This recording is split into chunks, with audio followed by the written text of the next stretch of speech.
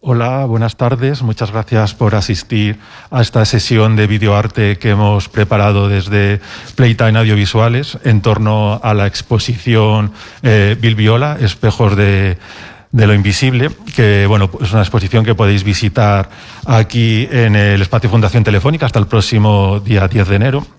Y bueno, aprovecho para darle las gracias al espacio Fundación Telefónica, ¿no?, y a todo el equipo de Cultura por invitarnos a comisariar esta actividad, que en verdad es una actividad que tenía que haber sucedido en abril y bueno, pues como es evidente no pudo suceder por todas las restricciones que hubo, se suspendió, así que agradecimiento doble, ¿no?, por todo el esfuerzo que han hecho para recuperarla. La sesión la hemos titulado Más allá de Bill Viola, un viaje por el videoarte contemporáneo, y es una sesión en la que hemos reunido el trabajo de 5 artistas que en esas obras se pueden ver ciertas conexiones, un diálogo con algunas de las temáticas o de los elementos formales que hay en la obra de Bill Viola. El formato de la sesión va a ser la proyección de estas 5 obras y luego vamos a tener un coloquio con 2 de los artistas participantes, que son Greta Alfaro y Lois Patiño, que va a estar moderado por Natalia Piñuel, también de Playtime Audiovisuales. Bueno, yo os voy a introducir un poco la sesión, las 5 obras. Vamos a empezar con la obra Soundtrack Window del artista danés Jesper Just.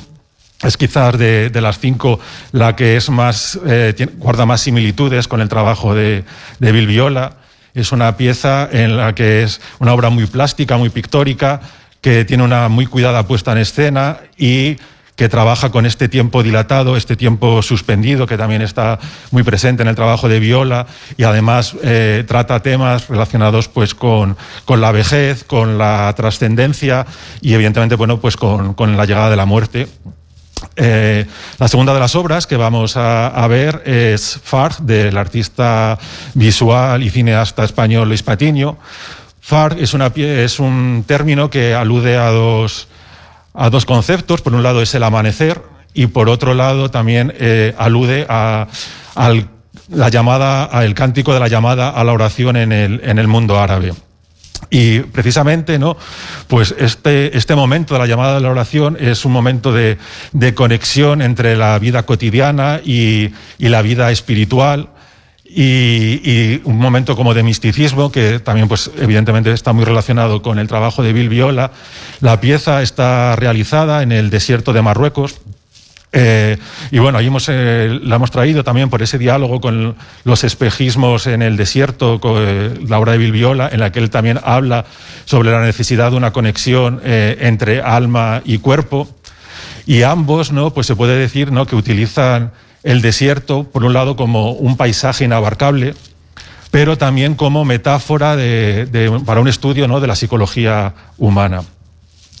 La tercera de las obras que vamos a ver es Inictu Oculi de Greta Alfaro, también es una artista española, que en esta obra, ¿no?, pues presenta una especie de gran lienzo barroco, concretamente pues representaría una vanitas barroca, en la cual pues también trata el tema, ¿no?, o uno de los temas que están presentes en la pieza es el que más o menos tarde o temprano todo sucumbe al paso del tiempo, ¿no?, y todo hay bueno, pues el destino al que todos estamos abocados. Para los que hayáis visto la exposición de Bill Viola o ya estéis más familiarizados con su obra, pues veréis, ¿no?, que hay como varios temas recurrentes que aparecen a lo largo de su carrera. Otros de estos temas serían pues el éxtasis, ¿no?, o el misticismo, como hemos estado hablando. Y estos 2 temas también están muy presentes en la cuarta de las obras que vamos a ver, que es Black and White Trips Number 3, que también es una obra del artista norteamericano Ben Russell, la cual presenta una catarsis colectiva, ¿no?, un momento de éxtasis comunitario, y lo hace a través del público, de la audiencia que está asistiendo a un concierto de hardcore, ¿no?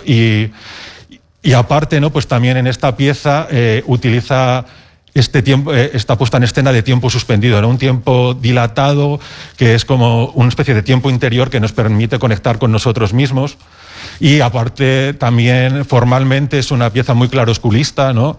Muy cercana, por ejemplo, a todo lo que serían los cuadros de Caravaggio, incluso, ¿no? Y esta vinculación con el barroco, pues también está muy presente, ¿no? En toda la obra de Bill Viola. Y la última de las obras que presentamos es Monologue, de la artista francesa Laure Provost, pieza por la que ganó el premio Turner en su año, el premio Turner de las Artes, y es una pieza que, pues trata todos los temas que están muy presentes en la obra de Bill Viola, que es el del autorretrato, pero nos parecía muy interesante, como para acabar toda la sesión, presentar una obra que trata un tema de Bill Viola, pero como desde el lado totalmente opuesto a cómo lo haría Bill Viola. De hecho, esta pieza podemos decir que es casi el anti-autorretrato, porque formalmente ya está planificada de tal forma que la cabeza del artista siempre queda fuera de cuadro, ¿no? Entonces nunca vamos a ver la cara del artista en este autorretrato. Y por otro lado, es una pieza, ¿no?, que cuestiona su condición de artista, cuestiona también incluso, ¿no?, pues la condición del arte contemporáneo en general, y a nosotros mismos nos interpela como audiencia de una obra de arte. Y lo hace todo a través de un montaje, podemos decir que es un montaje muy caótico, y también el lenguaje de la obra es muy caótico, no tiene muchas capas de texto, desde su propia voz, textos que aparecen en pantalla, subtítulos de cosas que nadie está diciendo. Y todo este caos, ¿no?, pues contrasta enormemente, ¿no?, con la armonía que destila las obras de Bill Viola, ¿no? Y nos parecía interesante, ¿no?, presentar este contraste también en este recorrido por el videoarte contemporáneo. Y bueno, nada más, estas son las 5 obras. Después de la proyección, como os digo, tendremos el coloquio y bueno, pues muchas gracias y que lo disfrutéis. Bueno, hola, buenas tardes. De nuevo y bienvenidas, bienvenidos a este encuentro que desde Playtime Audiovisuales hemos comisariado sobre vídeo contemporáneo a partir de la figura de Bill Viola. Buenas tardes también a quien nos estáis viendo en streaming a través de la web de Telefónica, y bueno, todo este acto se está pudiendo seguir en redes sociales a través del hashtag espacio Bill Viola. Acabamos de ver el programa de las 5 obras que hemos seleccionado para la ocasión y que, como adelantaba Enrique al principio de la presentación, son 5 vídeos que creemos que se relacionan e interpelan tanto temática como formalmente con toda la obra de Bill Viola, desde los más afines como la primera de las piezas que hemos visto del artista danés Jesper Jas, Draughty Window, o las de Eloís Patiño y Greta Alfaro, nuestros invitados esta tarde, que os voy a presentar dentro de un momento, hasta terminar con la de Laure Provost, con tantas capas y tanta información de textos y subtextos, que es la más disruptiva. Nos parecía muy interesante, bueno, pues terminar a nivel de programación, a nivel curatorial, con una obra que supone una apuesta tan radical y un punto de fuga también frente al autorretrato, que es una temática fundamental en toda la obra de Viola. Ella rompe con el autorretrato más tradicional, el estatus de artista y la relación con el público espectador. Y os presento ahora sí a nuestros invitados. Primero a Eloís Patiño. Los tengo aquí en perspectiva. Un placer tenerte. Voy a presentarte con una breve biografía. He intentado sintetizarla bastante porque es, la verdad, que apabullante, sobre todo en estos últimos años. Y bueno, de Eloís Patiño os recuerdo que hemos visto su obra Far. Lois es cineasta y artista visual, nacido en Vigo, con base aquí en Madrid. Su formación en audiovisual pasa por la Escuela TAI, Nueva York y Barcelona, donde realizaste el máster de documental de creación en la Pompeu Fabra, y en paralelo también estudió psicología en la Complutense, aquí en Madrid.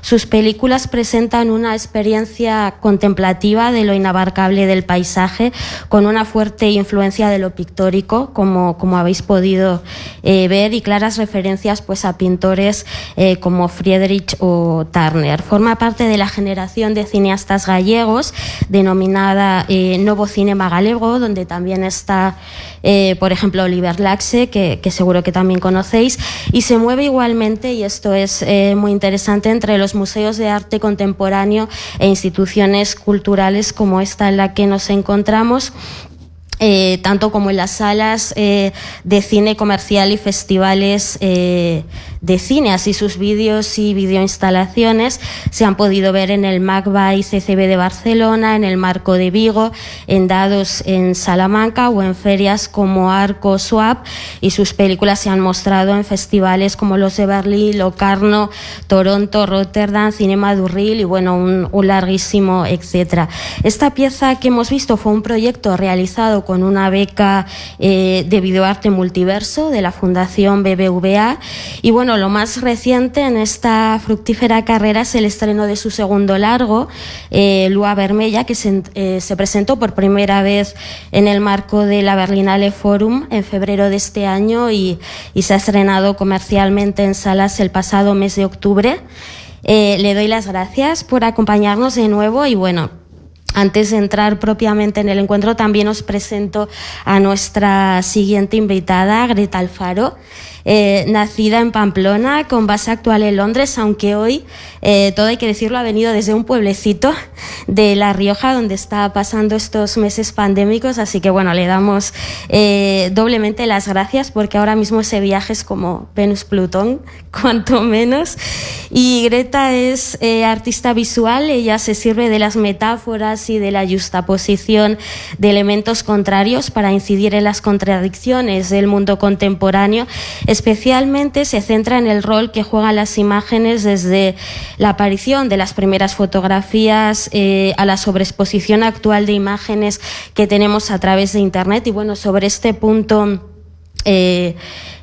hablaremos después en el encuentro, que nos parece interesante, basándose también en referencias a la propia historia del arte, principalmente al barroco, como acabamos de ver en su obra In Ictu Oculi, los mitos y la cultura popular. Entre sus exposiciones individuales destacan 14ª Estación 2019 en la Fundación BBVA de Madrid, también producida con una de estas becas de videoarte multiverso en el Artium de Vitoria, fuera también Exteresa en Ciudad de México, participando en exposiciones colectivas en la Whitechapel Gallery, en la Sache Gallery de Londres, en el Centro Cultural Banco do Brasil en Brasilia, The Vast Museum of Art en Miami o el Festival Internacional de Cine de Rotterdam también. Ay, muchas cosas. Arrancamos ya con este diálogo y bueno, esperamos tener también un tiempo al final para vuestras intervenciones, que os animéis con las intervenciones el público aquí en sala. Y vuelvo a hablar de Bill Viola, que trabaja, como sabemos, en torno a dos grandes temas universales, que son la condición humana y el paso del tiempo, conectando estos temas también con la evolución formal y los avances tecnológicos del propio formato y soporte del vídeo. De entre todas las propuestas que hemos visto, las vuestras son las que más se acercan, junto con la de Jesper Just también, a estos temas, y que cuentan también con un despliegue formal. Aquí, bueno, por las condiciones de la sala, aunque también es verdad que hemos tenido 3 pantallas, ha sido como otra instalación también, y de la propia propuesta, bueno, las hemos visto en monocanal, pero son piezas que han sido concebidas y han sido expuestas también a nivel de videoinstalación, de la misma manera con la que Bill Viola concibe su trabajo, aunque creo que también las hemos seleccionado porque funcionan estupendamente de manera autónoma. Y Greta Ahora sí, después así del speech, empiezo contigo también hablando sobre esta temática de los soportes. En tu presentación, antes de ver todas las piezas, avanzábamos que tú trabajas con el paso del tiempo, tan presente también en la obra de Viola, y bueno, esa conexión que tenéis ambos con la etapa del barroco y el simbolismo, con toda la iconografía religiosa. Inictu Oculis parte de una vanitas, se presenta como una vanitas moderna en formato vídeo y bueno, mi pregunta es ¿cómo concibes este tipo de piezas y también el por qué el canalizarlas en el formato vídeo que hoy nos ocupa, grabarlas, cuando puede que inicialmente pudieras pues pensarlas nosotros más como pinturas? Funciona el altavoz, ¿verdad? Sí. Funciona. Digamos que para mí es importante contextualizar el momento presente a través de las imágenes que nos ha legado el pasado y tratar temas universales que preocupan a la gente hoy en día y que preocupaban a la gente antaño, ¿no? De esta manera, pues, por eso, hago referencia o menciono piezas del barroco, como tú bien dices, ¿no? Para mencionar un poco nuestra vulnerabilidad, nuestra presencia en el mundo en contra del caos, etcétera. Ahora bien, ¿por qué no son pinturas? Bueno, creo que la pintura de este tipo tuvo un momento en el que funcionaba, pero hoy en día estamos habituados a otro tipo de imagen, a otros tiempos, otra manera tanto de ser espectador como de crear. Y en mis piezas normalmente hay acción, hay un momento que no podría ser estático. Aunque el bodegón, por ejemplo, siempre te presenta el momento que a mí me gusta llamar bisagra, que es el momento en el que sabes que pasa algo y va a pasar algo nuevo, de pronto estás en ese momento en el que se va a dar el cambio. Para mí es importante que de alguna manera te pille por sorpresa, que tú empiezas a ver la pieza como si fuera una pintura de alguna manera, porque es el referente directo, pero que entren elementos en acción que no podrían estar en una imagen fija y que por otro lado son los que, como tú decías, son los elementos esos un poco contradictorios que entran por sorpresa. Reviendo en estas semanas la obra de nuevo, pues uno se fija en esto que estás hablando justo ahora, en ese pequeño instante, ¿no?, que tú sueles reflejar, que es muy característico del barroco, lo efímero, ese momento que se percibe muy bien en Inictu Oculis, que va entre lo bello, lo sublime, la puesta en escena con la que presentas esta obra y al momento casi pues la catástrofe y la destrucción. Y claro, es inevitable ahora como que tiene toda una nueva lectura, ¿no?, con este momento en el que estamos viviendo, con esta situación. Lo pensaba reviendo la obra en pleno confinamiento para preparar el lo programa. Que pasa es que yo creo que el problema realmente es que hasta que ha llegado el COVID, nosotros hemos vivido un par de generaciones que hemos vivido pensando que el mundo era algo estable o permanente, e incluso creyendo en que existía algo llamado progreso, de que estábamos bien y demás podíamos estar mejor, ¿no? Y es muy sencillo echar una ojeada a la historia, tanto a largo plazo hacia atrás como a la historia reciente, para ver que hemos sido unos privilegiados realmente en ese sentido y que normalmente estas cosas le pasan a todo el mundo y pasan cuando uno menos se espera, ¿no? Entonces mi trabajo sí trata mucho sobre esto, porque sí que era una característica de nuestra sociedad que me llamaba mucho la atención y que, bueno, de alguna manera ahora con la llegada repentina de este virus pues se ha puesto un poco en evidencia, ¿no? Esta manera un poco irreal de estar en el mundo. Volveremos a esto también y a cómo concebimos el tiempo ahora.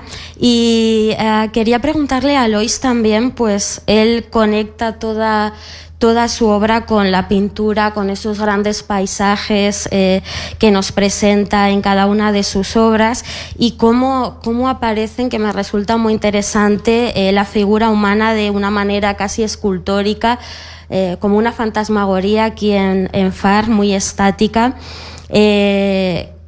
tú vienes también de una familia de pintores, pero de repente, bueno, no sé si es tan de repente, ahora nos cuentas tú también, decides utilizar como herramienta la cámara, el cine y el vídeo para contar todas estas historias que igual también pensamos que se podrían concebir más como una obra de arte plástica, ¿no? Porque están muy relacionadas con la pintura y con la escultura, igual más que con la imagen en movimiento.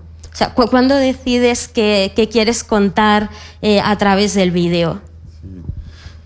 Bueno, gracias por venir y felicidades por el programa, porque me parece que es fantástico y analizáis muy bien, ¿no? Que cada una de las películas toca un aspecto de la obra de Bilbiola, ¿no? a la perfección, ¿no? La muerte, el vanitas, el trance, la experiencia de trance o experiencia reveladora. Y sí, todas también tienen este diálogo con lo pictórico, ¿no? El videoarte, el cine en sí es un arte muy joven, el videoarte todavía más, que él sería uno de los padres, nació en los 60, entonces tiene muy poca historia, ¿no? Y entonces el diálogo rápidamente nos lleva hacia la pintura también, ¿no? Sí, mis padres son pintores, los dos abstractos, Menchu Lamas y Antón Patiño. Y yo creo que, de hecho, fue esta historia tan apabullante de la pintura la que me hizo tomar el atajo y elegir el vídeo y el cine como vía de exploración, de uno mismo y también de tratar de aportar algo relevante, ¿no? En la pintura me parecía muy difícil, un esfuerzo casi titánico el tratar de encontrar una voz relevante ahí, ¿no? Y yo creo que fue ese atajo el que tomé y me hizo llevarlo hacia ahí, ¿no? Y sí, ahora viendo la exposición de Bilbiola y viendo toda esa sala que tiene destinada al desierto, ¿no? y a los espejismos del desierto y el calor, esa percepción alterada de la realidad que se genera desde ese calor, ¿no? Esa desvirtuación de la percepción. Yo no era... Bueno, la obra de Bilbiola la tengo muy asimilada, ¿no? Ha sido gran ídolo durante mis años de formación, pero a la hora de hacer esta película no era consciente de ello. Pero sí que nace también de una experiencia alterada, de una sensorialidad alterada, que es cuando la primera vez que fui a Marruecos y estuve en el desierto del Sáhara y vi el amanecer en el desierto, como a partir de la abstracción nocturna empezaban a tomar forma los volúmenes, el espacio, los cuerpos, ¿no? Y esa experiencia unida a la escucha del cántico, ¿no? de llamada a la oración que se expandía, ¿no?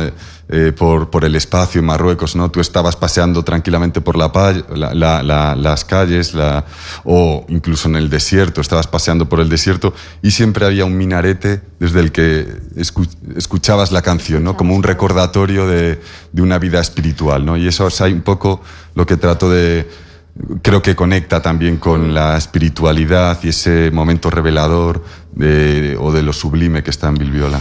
Sí, bueno, ya lo has adelantado tú, a finales de la década de los 70, Viola va por primera vez al Sáhara tunecino para grabar esta obra que nos contabas y que puede visitarse la exposición, Los espejismos del desierto. A este lugar además volvería reiteradamente, ¿no? Para abordar a través del paisaje la condición humana, que es algo que tú trabajas también. Tú localizas, como nos acabas de decir, tu pieza en el desierto del norte de África, en Marruecos. Y bueno, pues cuéntanos también cómo conectas el paisajismo aquí del desierto pero en otras obras tuyas de tu tierra, Galicia, que está muy presente en la mayoría de tus trabajos, como en el largometraje más reciente que acabas de estrenar, Lua Vermella. ¿Cómo conectas esos landscape, ese paisaje con el paso del tiempo y también nuestra propia condición de seres que habitan y que transforman estos espacios, estos territorios? Sí, ese aspecto, digamos, es la clave en la que trato de situar todo mi trabajo, esa reflexión entre la relación íntima entre el ser humano y el paisaje, ¿no?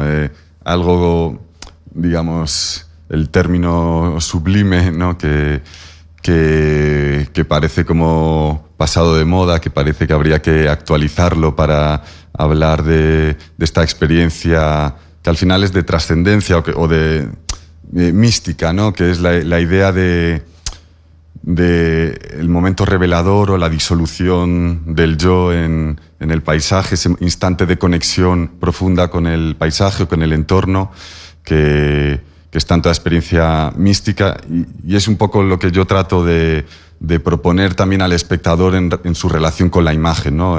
Tratar de generar un espacio de intimidad donde imágenes que trato que aporten cierto misterio y cierta belleza, cada espectador pueda sentirse interpelado por alguna de estas imágenes, ¿no?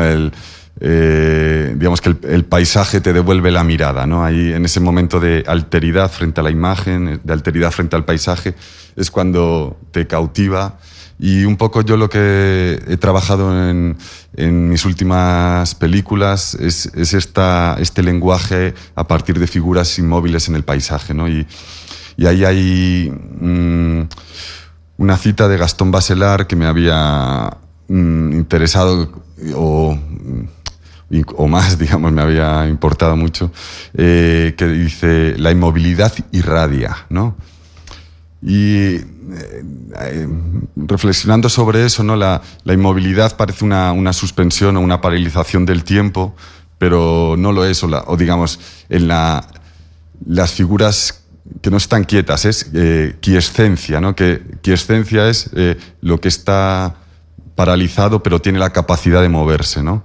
Hay en esta película, ¿no? El movimiento está en el paisaje o ni siquiera en el paisaje, en la luz que se posa y nos revela el paisaje, pero el tiempo parece detenido para esta figura que está estática pero a la vez extática, ¿no? En éxtasis, y es un poco el lenguaje que yo he tratado de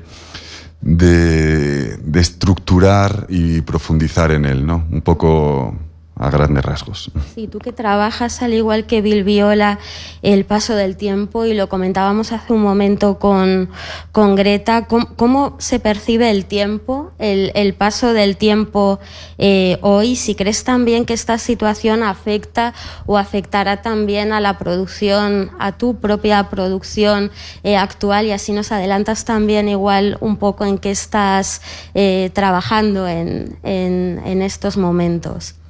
Sí. ¿Cómo se relativiza el tiempo hoy, no? Sí. Bueno, yo creo que es interesante, claro, cuando sufrimos a nivel colectivo una experiencia tan potente, la relectura de las obras se tiñen de esta nueva mirada, ¿no? Que analizaba bien Greta antes. Con el tiempo hay varias cuestiones que se entremezclan, creo, ¿no? Por un lado sentimos que nos han robado una porción de tiempo y ahora no estamos viviendo plenamente, ¿no? Entonces ahí hay como hemos tenido que bajar las revoluciones, esta cuestión con el progreso, la aceleración, cambia, ¿no? Vivimos en una aceleración exponencial. Y bueno, el arte también yo creo que sirve como un pequeño oasis de desaceleración, ¿no? O podría servir, tiene ese potencial, ¿no? De proponer otra temporalidad vital, no ajena a la contaminación que tenemos o a la que nos ha llevado lo social, lo político y sobre todo lo económico, ¿no? Y y estas piezas que hemos visto, y Bill Viola también es un claro ejemplo de esta ralentización posible, ¿no?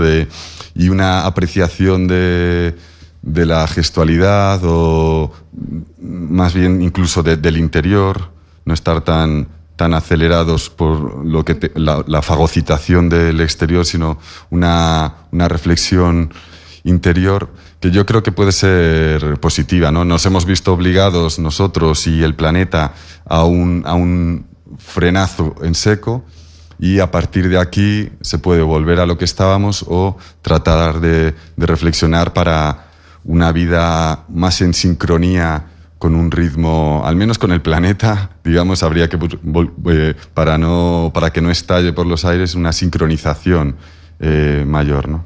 Parar y reflexionar y repensarlo todo está bien, y el arte siempre, bueno, lo ha hecho antes, ¿no? Que todos nosotros, viendo las obras otra vez, incluso en relación a esto, el propio Ben Russell al final pone que su película es un trance film, ¿no? Con esa espiritualidad y esa calma en contraposición a un concierto de hard rock. Para los dos ahora, una pregunta sobre este 2020. Quería preguntaros, por un lado, acerca que es algo que hemos comentado Greta y yo estos días, y que forma parte de todo su trabajo hasta la fecha, acerca de la sobreexposición de imágenes y vídeos y películas que estamos teniendo. ¿Cómo afecta este momento y esa figura del público, del espectador activo, del proconsumer, que pasa largas horas frente al ordenador viendo cosas, pero que también está generando y está moviendo contenidos? ¿Cómo lo percibís vosotros como creadores audiovisuales? Yo quería hacer un comentario en relación a eso y en relación a lo que acabas de decir, ¿no? Que nosotros, tal vez como creadores, sí que pensamos en esta desaceleración, pero en realidad lo que es el mundo de la imagen, tal y como se está consumiendo desde que ha habido, bueno, ya estaba antes, pero desde el confinamiento más aún, porque se ha vuelto absolutamente virtual todo, lo que ha llevado es una aceleración total, porque lo que tiene Internet es que el espectador se vuelve consumidor y también productor, pero a una velocidad que no permite ningún tipo ni de reflexión, ni de crítica, ni de un pensamiento cara a un futuro, ni siquiera a un futuro inmediato, ¿no? Son unas imágenes hechas para el presente y yo creo que esto para nosotros como creadores es un reto. Como una pregunta estrella, ¿cuál es eso, justo el reto del artista en el siglo XXI? ¿No? Es una pregunta muy compleja, muy larga, sí, igualmente, pero muy necesaria, sí, que conlleva, como bien estáis diciendo, a todo un pensamiento crítico y a un cuestionamiento a la figura del artista también, tal como venía del siglo XX, incluso pues el modelo representativo de alguien referente en el videoarte como Bill Viola. Yo no lo tengo tan claro, porque es lo que te digo, de que creo que las imágenes que se hacen hoy en día se hacen muy rápido para el momento presente, para el consumo inmediato y con unos referentes muy claros. O sea, es que la mayoría de la imagen que se consume hoy es en redes sociales y son imágenes, prácticamente la mayoría, copiadas de modelos de otras imágenes, de celebrities, etcétera, etcétera. Entonces, realmente, no sé si el concepto de autoría ahí se puede, ¿sabes? O sea, yo creo que el creador hoy en día tenemos una responsabilidad enorme, pero es un reto tremendo, porque ¿de qué manera haces esa pequeña pausa que el cerebro humano necesita para asimilar, analizar o criticar? O sea, para no pasar de una imagen y olvidarla, o no pasar de una imagen y asumirla como propia sin luego ni acordarte de dónde la has visto, ¿no? Y cómo entrar con tu obra de arte, que pueda ser más lenta, que requiera otro tipo de tiempos, y cómo atraer al público de esa manera, ¿no? De todas las obras que hemos visto, la única que encaja en el paradigma este de la nueva velocidad en la imagen es Lord Provost. Y los demás estamos, yo creo que en una lucha que yo no sé, hay mucha gente en el arte contemporáneo que no está de acuerdo, pero yo creo que hay algo en lo que es sublime, en lo que es bello, hay algo en lo que es estético que todavía es posible que tenga la capacidad de atrapar al espectador, aunque sea en una primera instancia, para luego tal vez llevarlo a otro lugar, ¿no? Lois, no sé si sí, quieres yo creo que aportar sí, algo. hombre, es una pregunta que has hecho muy, muy importante y bueno, empezando por lo último, yo creo que también es importante distinguir entre también la imagen que te llega desde redes sociales o incluso estas mismas películas las puedes ver en el ordenador o verla en un cine, en una pantalla, en la concentración, ¿no? En las condiciones para las que ha sido creada, ¿no? Sí, la experiencia no es completamente distinta. Sí, digamos que una cosa sería la representación y la otra la obra en sí, ¿no? Digamos, la obra se completa en el escenario óptimo. Otra cosa es cómo nos llega, ¿no? Y ya hace como 10 o 5 años leía un artículo que analizaba que en un día veíamos tantas imágenes como alguien de hace 100 años en toda su vida, ¿no? Es un artículo de hace 5 o 10 años. Yo creo que eso hoy en día, en una hora, podemos llegar a ver tantas imágenes como alguien de 1900 en toda su vida, ¿no? Entonces, esa erosión a la retina que genera esa cascada de imágenes, ¿no? Aparte que van bajando, ¿no? Van bajando a medida que las vamos bajando con el dedo, ¿no? Esas imágenes. Y digamos, aquí puedes o fagocitarla o reflexionar desde esa fragmentación de la atención o fragmentación de la mirada, como hace fantásticamente la última pieza que habéis puesto, ¿no?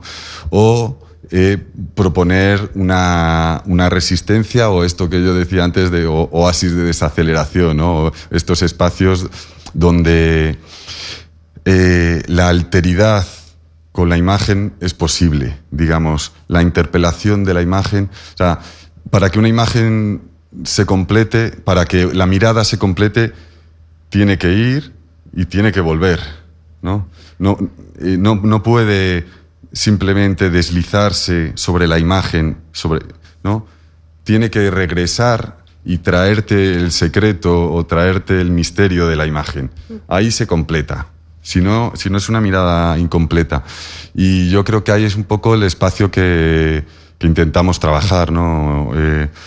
Y aún así, ¿cuál es el artista? Yo creo que la responsabilidad del artista no ha cambiado mucho con la que podría tener o lo que podríamos pedirle a un artista, que yo creo que al fin y al cabo es traer a la palestra los temas de reflexión importantes, ¿no? Y tratar de proponer una mirada que nos haga reflexionar al menos sobre estos temas, ¿no? Es esta idea, esta elección y cómo abordar esta temática, ¿no? Pero bueno, hay ya muchos y uno en sí es esta relación con la imagen, que es fundamental en lo virtual de hoy en día. Creo que es muy importante lo que dijo Greta al principio, ¿no? Del acto de responsabilidad que tenéis como artista, de que esto siga sucediendo. También la labor curatorial de canalizar tantísimas obras y hacerlas llegar al público. Bueno, el mismo acto de hoy, ¿no? De poder reunirnos aquí en Telefónica ha sido un océano también, ¿no? Como dice Lois, maravilloso volver a lo presencial después también de tanto tiempo en casa, de tantísima sobreexposición online a las imágenes. Y en esto también cómo ha afectado cómo ha sido vuestro año en cuanto a la difusión de vuestros trabajos, ¿no? Y a los nuevos canales de distribución del vídeo, con museos, galerías cerradas durante meses, salas de cine también. Imagino, Lois, que esto afectó muchísimo al estreno de tu segundo largometraje, Lua Vermella, y a ti, Greta, también con el montaje de las exposiciones que bueno, pues que iban a venir en este 2020, y que de repente ha habido muchísimos festivales de cine online y era el único espacio, el único contenedor donde poder ver, ¿no?, la gran mayoría de las películas, incluso también los museos y centros de arte poniéndose las pilas ahí entre comillas con los contenidos digitales, haciendo visitas virtuales a las salas, las galerías y demás. Bueno, ¿cómo habéis vivido también esto? A ver, al principio sobre todo es que como hubo un parón tan enorme, ¿no? Se paralizó todo. Luego, como tú dices, galerías, museos, etcétera, se fueron actualizando y poniendo al día en lo que eran contenidos online. En este sentido, me imagino que los que trabajamos en videoarte y otras técnicas, otros medios que son también audiovisuales, hemos tenido suerte porque no deja de ser una manera bastante legítima y decente de ver las piezas, que otros artistas que trabajen más matéricamente o con instalación, etcétera, pues realmente les desfavorece muchísimo, porque no sé hasta qué punto las visitas virtuales, etcétera, de galerías tienen sentido o han tenido seguimiento, ¿no? Eso es muy, muy difícil. Por mi parte, después de estos primeros meses que se paralizó todo, algunas exposiciones o algunos eventos como este se han vuelto a programar, se han vuelto a abrir, etcétera, y otros pues se han quedado en el aire en espera de tiempos mejores. Yo, justo cuando empezó el confinamiento, estaba a punto de inaugurar una exposición en Londres.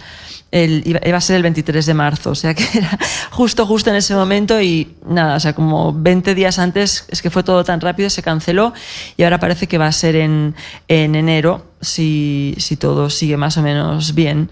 Y bueno, es un proyecto que era inédito y estaba recién acabado y recién hecho para ese momento, entonces no veo el momento de que salga adelante realmente. Pero bueno, luego surgieron otros proyectos, como que de manera muy inesperada, ¿no? Y Lois, ¿cómo ha sido afrontar de repente la circulación por festivales, el estreno en salas de algo tan importante, ¿no?, como tu segundo largometraje, pues encontrándote eso, con las salas cerradas y con festivales de cine cancelados, o que igual la propuesta o la única opción era llevarlo al formato, al contexto online? Sí, la película se estrenó en Berlín, que fue el último en finales de febrero, o sea que fue el último gran festival que se hizo antes del confinamiento. Y bueno, entonces paralizó todo igual, ¿no? Luego íbamos a estrenar en salas en marzo y lo pospusimos, que lo hicimos el mes pasado. Pero también igual que estrenamos y el día del estreno cerraron todas las salas en Cataluña. Entonces, bueno, había que ir ajustándose. Nada, digamos, tiene su lado positivo también, digamos, yo me considero una persona positiva y le veo lo positivo, aunque evidentemente hicimos menos espectadores de los esperados, pero bueno, tampoco es una película que fuera a arrasar en los centros comerciales, ¿no? No es un blockbuster tampoco. Sí, pero nos permitió, por ejemplo, eso, ¿no? Como no se estrenan tampoco muchos blockbusters, pues la película llegó a unos cines que de otra manera una película que está entre el videoarte y el cine experimental, ¿no? No habría llegado, ¿no? Y luego, pues a nivel de prensa también, como no se estrenan tantas películas, hay más prensa. Entonces, bueno, tiene su lado positivo en ese sentido. ¿Has encontrado como algo, un doble efecto a toda esta situación en positivo? Pero sí que en cuanto a los festivales de cine, ahí sí que da más pena, ¿no? Porque muchos se han hecho online, hemos tenido que convivir con eso, ¿no? Los festivales lo que hacen es restringir por país la entrada, la visibilización de las películas, ¿no? Porque claro, películas que tienen potencial luego de estrenarse en salas de cine, si la pones online se rompe eso, ¿no? Entonces, bueno, es algo como a estudiar esa cuestión. Pero bueno, yo creo que lo que comentaba antes, ¿no? Que la mayoría de los cineastas, y por no decir los artistas, realizamos nuestro trabajo para un contexto determinado. Los cineastas hacemos las películas para la sala de cine, para un tamaño de pantalla grande, oscuridad, sonido envolvente, concentración, el hechizo colectivo que genera el cine, y los artistas necesitan del cuerpo, ¿no? Del espectador. Incluso los videoartistas, lo vemos con Bill Viola, no es lo mismo verlo Bill Viola no se puede ver en una televisión. Necesitas el cuerpo, las dimensiones de la pantalla, el espectador cuando entra en la sala de exposiciones se convierte en un actor más dentro de esa escenografía que se genera en el espacio, ¿no? Entonces lo físico, la experiencia física es fundamental y por eso no se puede romper, digamos, y volverlo todo virtual, ¿no? Porque hay determinadas cuestiones que son el control del tiempo, por ejemplo, ¿no? Que es un poco la mayor batalla, ¿no? La captación de la atención, ¿no? En el cine te sientas en la butaca y, digamos, estás secuestrado por el cineasta a experimentar la propuesta de su temporalidad, ¿no? Esas cuestiones en un móvil, mientras vas en el metro o mientras estás en casa haciendo otras cosas, esa captación de sumergir en esa temporalidad es imposible, ¿no?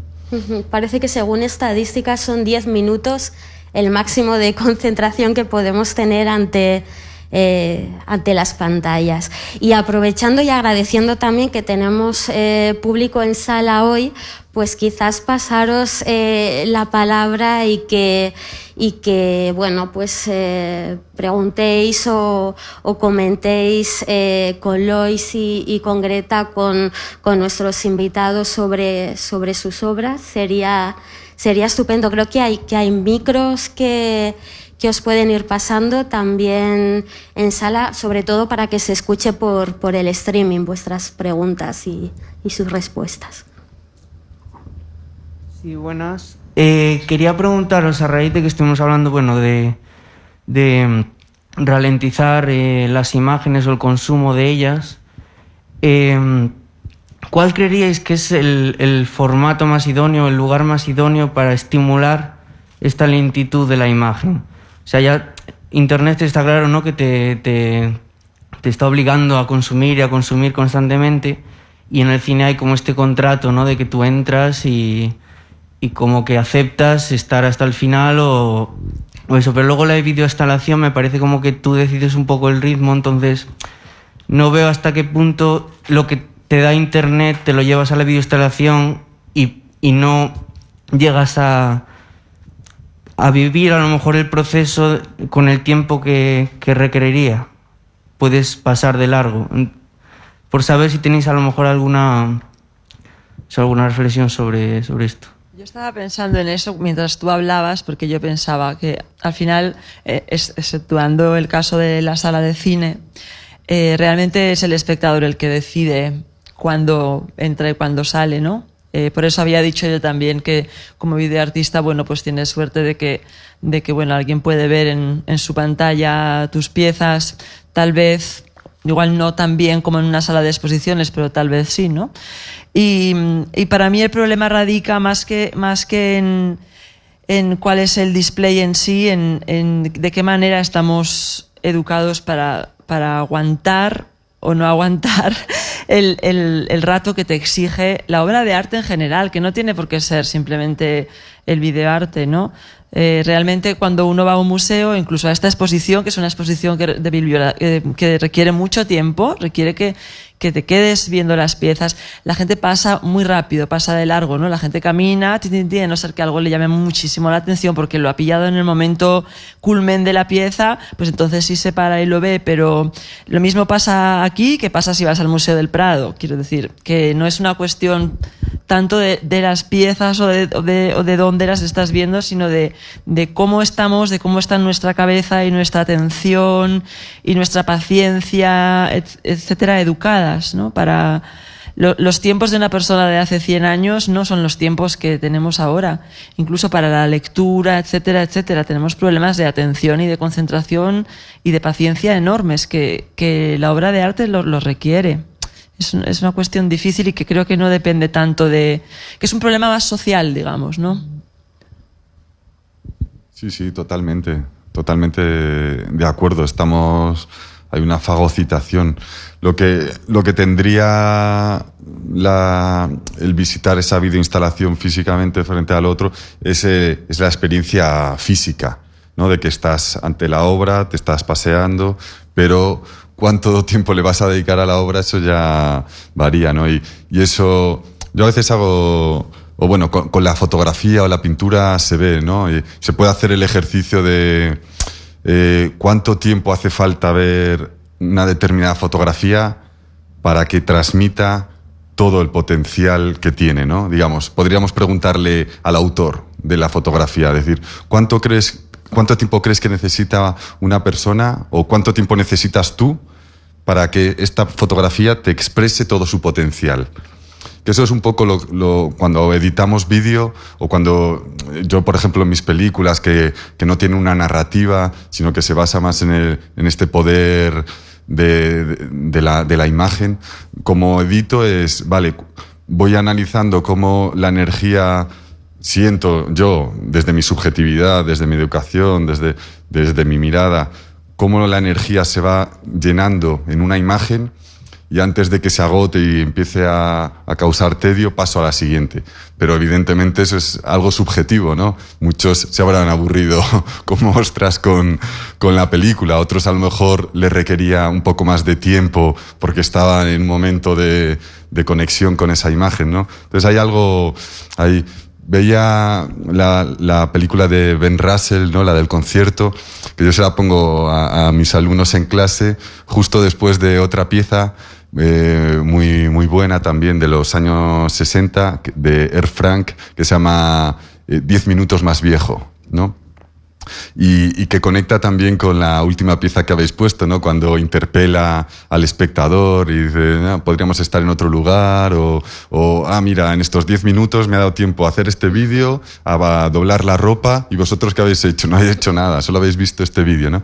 Pues esa pieza de Air Frank que se llama 10 minutos más viejo, lo que vemos es rostros de niños que están mirando algo fuera de campo, que nunca se verá, pero es una obra de marionetas que están haciendo reaccionar a los niños, ¿no? Entonces la cámara, sin corte, es un plano de 10 minutos, como dice el título, vemos el rostro del niño, que va variando de expresiones, del miedo a la tristeza, a la risa, a la ternura, ¿no? Y va captando un poco a lo Bill Viola.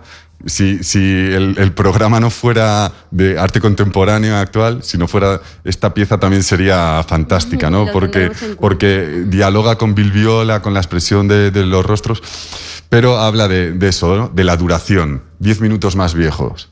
Cuando la película termina, ese niño es 10 minutos más viejo, nosotros como espectadores somos 10 minutos más viejo, y habla también un poco de este poder de la imagen, ¿no? Jean Cocteau dice, el cine es grabar a la muerte haciendo su trabajo, ¿no? Tenemos tiempo para una pregunta más solo, se nos ha echado encima.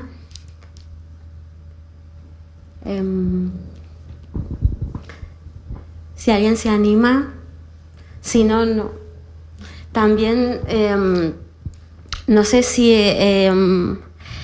tiene que ver algo también no sé si falta de concentración o pasar de largo por una exposición que hablaba él hace un momento, o un desinterés a priori por el cine experimental también, con una falta en los programas educativos también sobre arte y sobre vídeo contemporáneo, ¿no? Que son nuestros coetáneos todos estos artistas, pero son también unos grandes desconocidos aún hoy, a día de hoy, 2020.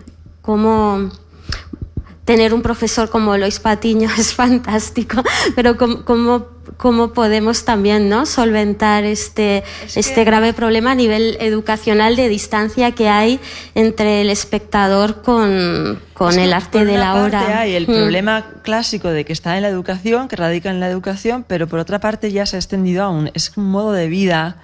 Yo siempre he defendido que sí, que cambiando la educación y incluyendo no solamente materias, porque a veces se incluyen y la manera de impartirlas es tan terrible que de ninguna manera induce o a amarlas o a interesarse mínimamente o a mirarlas con un ojo analítico o crítico ni nada, pero es que aparte de la educación, en los modos de vida van con tanta rapidez. Es que uno entra a la galería de arte o al museo como cuando entra al Carrefour o al Primark, ¿sabes? Es como el ir viendo cosas y salir y ya lo he visto, ¿no?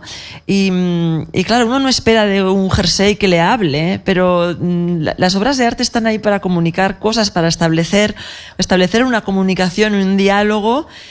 Y eso requiere un pararse. Y eso cómo se cambia. Sí, por una parte sí es obvio la educación, pero por otra parte hay algo ya tan global en nuestra sociedad que es la aceleración esta que crece y crece exponencialmente. ¿De qué manera se pone el freno?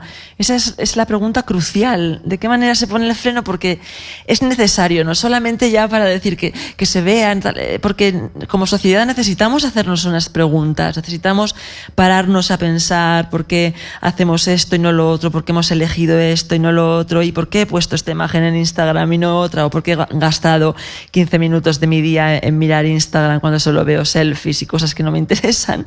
Ese tipo de preguntas son las que como sociedad hay que hacerse, porque estamos como atrapados en una especie de algodón de azúcar que no te deja ver más allá, no te deja ver como las cosas que importan o poner soluciones a los problemas reales, ¿no? Hay que parar y repensarlo todo. Es igual lo único bueno que nos ha traído todo este año 2020. Y bueno, ha sido un placer escucharos y teneros aquí a los dos también. Pues ver una sala con sus restricciones de aforo pero llenas para ver un programa de videoarte contemporáneo. Muchas gracias a Espacio Fundación Telefónica por la invitación y por hacer todo esto posible, y hasta la próxima. Nos despedimos ya. Gracias. Gracias a todos. Gracias.